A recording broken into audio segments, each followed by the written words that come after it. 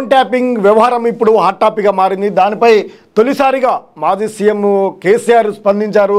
దానికి సంబంధించినటువంటి విషయాలు త్వరలోనే వెల్లడిస్తానంటూ ఎవరు చేశారో చెప్తానంటున్నారు.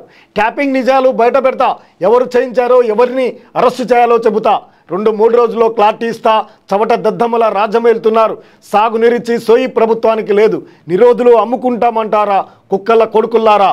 ఎన్నికల తర్వాత 10,000 మందితో కలిసి మేడిగడ్డకు కరీంనగర్ పర్యటనలో కేసీఆర్ ఎండిన పంట పొలాల పరిశీలన.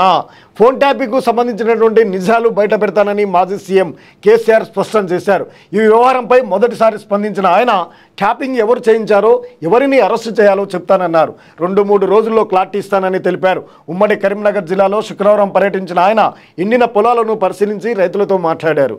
ఇది కాలం తెచ్చిన కరువు కాదని, మనిషి సృష్టించినదేనని ఫైర్ అయ్యారు. ఆత్మహత్య చేసుకున్న 2009 రైతుల వివరాలను రేవంత్ అడిగిన 4 గంటల్లోనే సీఎస్కు అందించామని, దీనిపై ఇంతవరకు ఎలాంటి రియాక్షన్ లేదని విమర్శించారు. నిన్న కరీంనగర్ పర్యటనలో ఉన్నటువంటి ఆయన అనేకమైనటువంటి హాట్ టాపిక్ను మాట్లాడారు. ప్రభుత్వం చేతగానిదా ఉంది, నీటిని నిల్వలు ఉన్నటువంటి నీటిని కూడా వాడుకోవడంలో చేతగాక, తెలివి లేక దద్దమ్మల్లా వ్యవహరిస్తున్నారంటూ ఆయన హాట్ కామెంట్ చేశారు.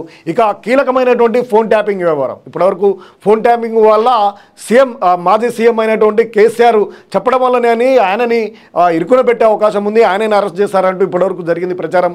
కానీ అసలు ఆ ఫోన్ ట్యాపింగ్ సంబంధించినటువంటి విషయాలు తానే వెల్లడిస్తానంటూ ఇప్పుడు కేసీఆర్ హాట్ టాపిక్ మాట్లాడడం ఇప్పుడు సంచలనాత్మకంగా మారిందని చెప్పొచ్చు.